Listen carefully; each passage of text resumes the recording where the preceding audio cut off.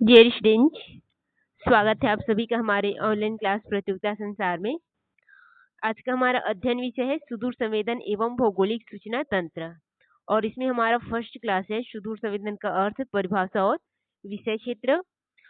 तो चलिए class start करते हैं। सबसे पहले अध्ययन करेंगे सुदूर संवेदन का अर्थ। जो सुदूर संवेदन है ये अंग्रेजी शब्द रिमोट सेंसिंग का हिंदी रूपांतरण है और ये जो रिमोट सेंसिंग है इसका अर्थ हम लोग देखते हैं। रिमोट का मतलब क्या होता है? दूर से, और सेंसिंग का मतलब होता है पहचानना, यानी कि हमसे दूर स्थित किसी वस्तु या परिघटना या परिदृश्य को बिना स्पर्श किए या छुए उसके बारे में जानकारी प्राप्त कर लेना या सूचना को ग्रहण कर लेना, ये क्या कहलाएगा? सुदूर संवेदन कहलाता है। अब दूसरे शब्दों में हम लोग देखेंगे तो जो सुदूर संवेदन है वो 3 शब्दों से मिलकर बनेगा। फर्स्ट कौन सा है? सु यानी कि स्वयं, इसके बाद दूर और संवेदन यानी कि स्वयं से दूर स्थित किसी परिघटना, वस्तु या परिदृश्य को पहचानना। यहाँ भी वही अर्थ निकल रहा है, हिंदी में भी देखें तो भी, अंग्रेजी में भी देखे हैं तो भी, यानी कि स्वयं से दूर स्थित किसी वस्तु, घटना, परिघटना को पहचानना, यही क्या कहलाता है? सुदूर संवेदन है। तो ये इसका अर्थ हो गया। अब एक साधारण अर्थ भी इधर देख लेते हैं। साधारण अर्थ में सामाजिक, आर्थिक, भौतिक, सांस्कृतिक तत्वों को हम लोग बिना स्पर्श किए उसके बारे में दूर से ही सूचना ग्रहण कर लेते हैं या किसी जानकारी को ग्रहण कर लेते हैं किसी तकनीक के माध्यम से या किसी व्यक्ति के माध्यम से, तो वही क्या होता है? सुदूर संवेदन कहलाता है। यानी कि हम लोग उसको स्पर्श नहीं करते हैं या नहीं छूते हैं, इसके बावजूद भी हमको दूर से ही जानकारी मिल जाती है, चाहे वो कोई व्यक्ति दो या कोई यंत्र से मिले या किसी उपकरण से मिले या किसी तकनीक से मिले, वही क्या कहलाएगा? सुदूर संवेदन कहलाता है। ये हो गया इसका अर्थ। अब हम इसकी परिभाषा भी देख लेते हैं।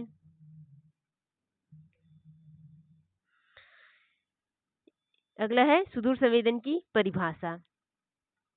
कुछ सामान्य परिभाषा देख लेते हैं, इसके बाद विद्वानों के अनुसार विशिष्ट परिभाषा भी अध्ययन कर लेंगे। सुदूर संवेदन के क्या तात्पर्य है? किसी दूर स्थित घटना, वस्तु या धरातल के संदर्भ में सूचना या आंकड़ा को अर्जित कर लेना ही क्या है? सुदूर संवेदन है।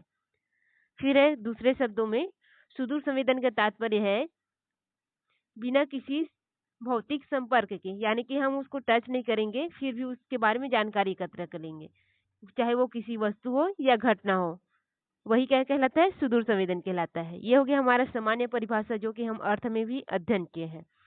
अब हम विशिष्ट परिभाषा देख लेते हैं कुछ विद्वानों के अनुसार। फर्स्ट है बेरेट एवं कर्टिज के अनुसार। उनके अनुसार क्या है? किसी निश्चित दूरी से किन्हीं युक्तियों द्वारा किसी लक्ष्य के अवलोकन को सुदूर संवेदन कहते हैं। यानी कि लक्ष्य हमारा कहाँ है? यहाँ है, इसका हमको अध्ययन करना है और हम लोग कहाँ है? यहाँ पास हम लोग हैं।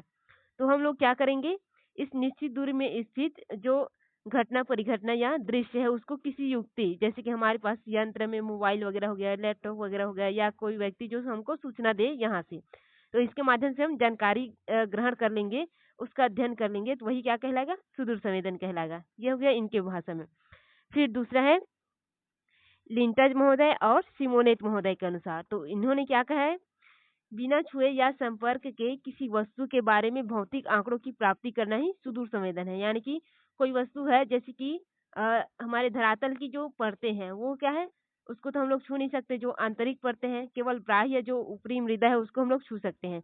तो जो अंदर की परतें हैं उसके बारे में यदि हम लोग आंकड़े एकत्रित कर लेते हैं तो वो क्या कहलाता है? वो सुदूर संवेदन ही होगा, क्योंकि हम लोग अंदर को तो छू नहीं सकते, वो हम लोग किसी यंत्र के माध्यम से या कैमरे वगैरह नीचे डाल करके ड्रिलिंग के माध्यम से पता करते हैं या खुदाई के माध्यम से। तो वो भी एक सुदूर संवेदन का ही प्रक्रिया है, जिसमें हम लोग कैमरा वगैरह डाल के जमीन के अंदर का जो स्ट्रक्चर है या भूकंप वगैरह के माध्यम से पहचानते हैं। ठीक।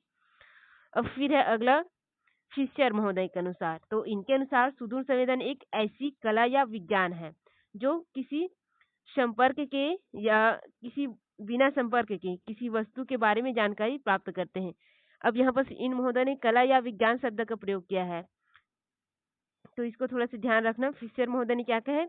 सुदूर संवेदन एक कला और विज्ञान है जिसके माध्यम से हम क्या करते हैं? किसी वस्तु के बारे में उसको बिना संपर्क किए या स्पर्श किए जानकारी प्राप्त कर लेते हैं। फिर अगला परिभाषा जो है वो है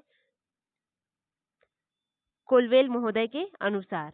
इनके अनुसार सुदूर संवेदन शब्द का अर्थ है किसी निश्चित दूरी से पहचान लेना या सर्वेक्षण करना, यानी कि हमसे दूर में स्थित किसी वस्तु के बारे में जानकारी प्राप्त कर लेना या सर्वेक्षित कर लेना, ग्रहण कर लेना, यही क्या है, सुदूर संवेदन है। फिर है अगला फ्लाइट एफ शाबिन्स महोदय के अनुसार, इनके अनुसार सुदूर संवेदन का जो तात्पर्य है वो है उन विधियों से जिसमें किसी लक्ष्य को पहचाने तथा उनके लक्षणों को मापने के लिए विद्युत चुम्बकीय ऊर्जा या प्रकाश का प्रयोग में लाया जाता है। जैसे कि हम क्या करते हैं, हमको किसी के बारे में जानकारी चाहिए तो हम लोग तो यहाँ रहेंगे, तो हमको कैसे पता चलेगा, हमारे पास क्या रहता है, किसी प्रकार का एक उपकरण है। जैसे कि हम लोग लिए लैपटॉप, अब लैपटॉप कैसे काम करेगा, हम लोग जैसे ही लैपटॉप में निर्देश देंगे किसी जानकारी के बारे में तो ये क्या करेगा, अपना विकिरण फैलाता है, चाहे वो रेडियो तरंग के रूप में हो, क्योंकि जैसे मोबाइल वगैरह चलता है तो उससे एक रेडियो तरंग उत्पन्न होता है जो आयन मंडल में जाकर के फिर क्या करता है, विसरित करता है। इसी प्रकार ये कार्य करेगा, हमारे जो लक्ष्य है वहां तक जाएगा, इसके बाद हमारे लैपटॉप में आता है। तो ये होता है सुदूर संवेदन। ठीक, ये हो गया परिभाषा। अब हम अध्ययन करेंगे विषय क्षेत्र का। सुदूर संवेदन का विषय क्षेत्र, भूगोल में सुदूर संवेदन के जो अध्ययन किए जाते हैं वो इस प्रकार से है। पहला है भौतिक क्षेत्र के आंकड़ों को एकत्रित करने में सुदूर संवेदन का प्रयोग। अब भौतिक क्षेत्र में कौन कौन सा आ जाता है वो देख लेते हैं। जियोलॉजी, जियोलॉजी मतलब क्या होता है, भूविज्ञान होता है। इसके अंतर्गत हम क्या करेंगे, जो भूगर्भ की संरचना है, कटिबंध है, घनत्व है, गहराई है, भूगर्भ के अंदर जो खनिज है, सेल की संरचना है, विभिन्न प्रकार की चट्टान की स्थिति है, नमन वगैरह पाए जाते हैं, इन सभी से संबंधित जो जानकारी है उनको एकत्रित करने के लिए हम लोग क्या प्रयोग करते हैं, सुदूर संवेदन का प्रयोग करते हैं। इसलिए ये क्या है, इसका अध्ययन क्षेत्र है। फिर सुदूर संवेदन का अगला अध्ययन क्षेत्र क्या है, जल विज्ञान। हम इसमें क्या अध्ययन करेंगे, इसमें हम सुदूर संवेदन तकनीक की मदद से जो नदिया का जल है, प्रवाह प्रणाली है, जो हिम रेखा वगैरह का चित्रण है, नदी झील और पोखर का जो जल तल है, भूमि प्रयोग से संबंधित जो जल संसाधन है, महासागरीय जल स्रोत वगैरह है, भूमि जल स्रोत वगैरह है, जो अन्य नवीन जल स्रोत है, जल सर्वेक्षण वगैरह है, इनसे संबंधित जो अध्ययन है हम लोग सुदूर संवेदन के माध्यम से करते हैं। फिर अगला विषय क्षेत्र क्या है, मौसम विज्ञान। मौसम विज्ञान जो में कैसे अध्ययन करते हैं सुदूर संवेदन का, जो सुदूर संवेदन तकनीक है इसके माध्यम से हम लोग हवाओं की दिशा, उसकी गति क्या है, वो किस प्रकार से अभी करवट बदलने वाली है, तूफान आएगा, चक्रवात आएगा, ये हमें पता चलता है। जो तापमान है उसका वितरण, बादलों की स्थिति, वायु दाब, वायुमंडलीय जो विक्षोभ है, और सूर्य ताप वगैरह, आर्द्रता, वर्षा, वायु राशियां, वताग्र, ये सभी जानकारी जो है हमें सुदूर संवेदन से ही मिलता है। अतः हम लोग सुदूर संवेदन के विषय क्षेत्र के अंतर्गत इसको रखते हैं। फिर अगला जो विषय क्षेत्र है वो क्या है, समुद्र विज्ञान। यानी कि जिन जिन क्षेत्रों में सुदूर संवेदन का प्रयोग होता है वो क्या है, उसका विषय क्षेत्र कहलाता है। इसका विषय क्षेत्र क्या है, विस्तृत है। सभी क्षेत्र में लगभग वर्तमान में हम लोग इसका प्रयोग करते हैं। हम लोग देख लेते हैं हम समुद्र विज्ञान के अंतर्गत। समुद्र विज्ञान में हम क्या अध्ययन करते हैं, जो सुदूर संवेदन तकनीक है उसके माध्यम से जो महासागरीय नीतल के उच्चावच है, महासागरों में भी पर्वत पठार मैदान पाए जाते हैं जिसको उच्चावच कहते हैं महासागरीय नीतल के। फिर वहाँ की लवणता, वहाँ पर तापमान कैसी है, वहाँ का निक्षेप किस प्रकार का है, महासागरीय धाराएं किस प्रकार की है, ठंडी है, गर्म है, वहाँ मिलने वाली जो प्रवाल भित्तियां हैं, विभिन्न प्रकार के प्लैंकटन, जू प्लैंकटन, ये सभी है, ज्वार भाटा है, महासागरीय खनिज भंडार है जिसमें आपकी जैविक अजैविक दोनों प्रकार के खनिज, विभिन्न प्रकार के विशिष्ट खनिज भी मिलता है जिसका परमाणु वगैरह बनाया जाता है। तो ये सभी इसका अध्ययन हम लोग किससे करते हैं, सुदूर संवेदन के माध्यम से, क्योंकि डायरेक्ट किसी व्यक्ति को जल के अंदर भेज नहीं सकते, क्योंकि जल के गहराई में ज्यादा अंदर तक मानव अभी तक के नहीं जा सका है। फिर अगला है मिट्टी, कृषि और वन।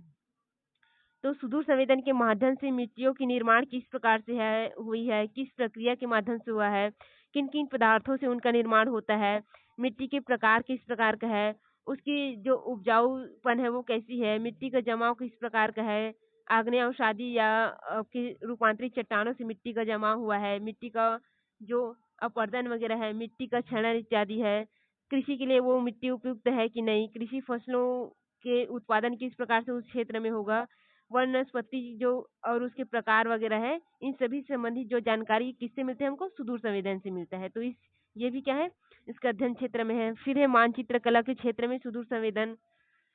तो सुदूर संवेदन का मुख्य विषय क्षेत्र के रूप में मानचित्रण भी है। इसके माध्यम से हम लोग क्या करते हैं किसी परिदृश्य, घटना आदि का मानचित्र तैयार करते हैं और उसके मदद से क्या करते हैं, जो विषयक मानचित्र है या अंकीय मानचित्र है, ये हमको महत्वपूर्ण योगदान देता है किसी भी क्षेत्र में हो। फिर अगला जो विषय क्षेत्र है वो है भूमि प्रयोग विश्लेषण के क्षेत्र में। जो सुदूर संवेदन तकनीक है, इसका मुख्य क्षेत्र है भूमि प्रयोग के जो प्रारूप है उसको तैयार करने में, और भूमि की जो विशेषता है उसके प्रकार है, उसके साथ ही जो नगरीय और ग्रामीण क्षेत्र में भूमि प्रयोग की जो स्वरूप है वो अलग अलग होती है, उसकी जानकारी हमको प्रदान करती है, वो हमको सुदूर संवेदन के माध्यम से ही मिलता है। ये हो गया। फिर अगला विषय क्षेत्र है, इसको देखते हैं। हम तो भौतिक क्षेत्र में उसका विषय देखे हैं, अब हम देखेंगे मानवीय विज्ञान के क्षेत्र में उसका विषय क्षेत्र, यानी कि सुदूर संवेदन के माध्यम से जो मानवीय विज्ञान का आंकड़ा एकत्रित करते हैं, इसमें आ गए। तो इसके अंतर्गत हम लोग कौन कौन से आंकड़े एकत्रित करते हैं, इसमें हम लोग खनिज और ऊर्जा संसाधन, इससे संबंधित जो आंकड़े हैं एकत्रित करते हैं, मानचित्र तैयार करते हैं, इससे संबंधित समस्याओं का अध्ययन करते हैं। फिर है जल संसाधन, मानव के लिए कितना पेयजल उपलब्ध है, कितना जल उनके लिए उपयुक्त है, कौन से जल उपयुक्त नहीं है, किस जल में किस प्रकार की समस्याएं हैं, इन सभी का अध्ययन भी हम लोग क्या करते हैं, सुदूर संवेदन के माध्यम से करते हैं। फिर है कृषि क्षेत्र, मानव किस प्रकार की भूमि में या मिट्टी में किस प्रकार से कृषि करे तो उनको अधिक लाभ होगा, किस प्रकार की कृषि वापस नहीं करेगा तो उनको क्या होगा, घाटा होगा। तो ये सभी का अध्ययन भी हम लोग क्या करते हैं, सुदूर संवेदन के माध्यम से ही करते हैं। उसमें तुलना करते हैं कि इस क्षेत्र में किस प्रकार की कृषि करे तो लाभ अधिक होगा और इस क्षेत्र में किस प्रकार की कृषि करे तो लाभ अधिक होगा। वो तुलनात्मक हमें परिदृश्य दिखाएगा घर बैठे ही। फिर क्या है अगला, सामाजिक सांस्कृतिक तत्व जैसे शिक्षा, स्वास्थ्य, व्यापार, उद्योग, इन सभी क्षेत्रों का भी हम लोग सुदूर संवेदन के माध्यम से उपयोग करते हैं। वो कैसे, शिक्षा के क्षेत्र में बताइए, तो शिक्षा के क्षेत्र में आपको क्या चाहिए, विभिन्न प्रकार के बुक वगैरह चाहिए, तो वो तो हमको डायरेक्ट नहीं मिल पाता, तो हम लोग क्या करते हैं उसको ऑनलाइन के माध्यम से या तो प्राप्त करते हैं या ऑनलाइन माध्यम से पढ़ते हैं पीडीएफ वगैरह में। तो वो भी क्या है, सुदूर संवेदन, हम उसको स्पर्श नहीं करते लेकिन हमारे पास वो क्या होता है, डिजिटल रूप में उपलब्ध होता है। फिर है स्वास्थ्य के रूप में, तो स्वास्थ्य वगैरह के क्षेत्र में आप लोग देखना, जब ऑपरेशन वगैरह करते हैं तो किसका प्रयोग करते हैं, जो उपकरण है उसको बॉडी के अंदर रिप्लेस किया जाता है और उसके साथ ही कैमरा रखा जाता है ताकि बाहर से हम लोग देख सके, तो ये भी एक सुदूर संवेदन प्रणाली ही है। फिर है व्यापार उद्योग, तो इसमें हम लोग सुदूर संवेदन का प्रयोग कैसे करते हैं, हम लोग किस प्रकार का व्यापार लगाएंगे तो हमको ज्यादा लाभ होगा, किस प्रकार का जो व्यापार है उसका ट्रेड ऊपर जा रहा है, किस प्रकार का व्यापार है जिसका ट्रेड अभी नीचे जा रहा है, इस प्रकार से हम लोग उसका विश्लेषण करते हैं, उद्योगों का विश्लेषण करते हैं ताकि हमको लाभ प्राप्त हो सके, हम लोग उचित स्थान पर उचित उद्योग लगा सकें।